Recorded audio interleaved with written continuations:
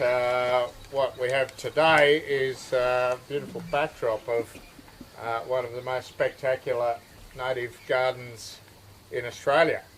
So with that in mind, I guess the first thing I'd like to say about garden design is that beauty is in the eye of the beholder.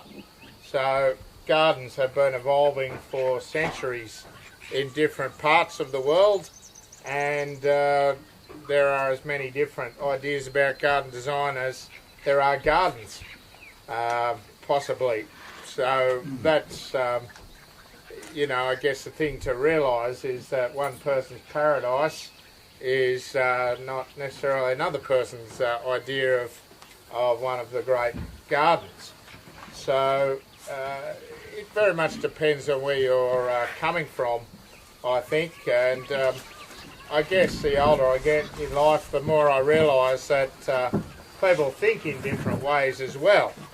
So to some people, order is a very important part of a garden design, and having a really structured garden with straight lines and trimmed hedges is sometimes part of people's personalities, and that's something that you need to acknowledge and respect, that each person has their own kind of perhaps personal style that they want to incorporate into their garden.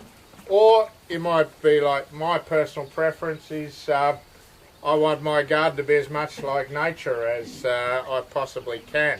And I want to make an advertisement for Australian plants here, both as the flowering plants and Marg's fernery. This is how you can have it if you want it.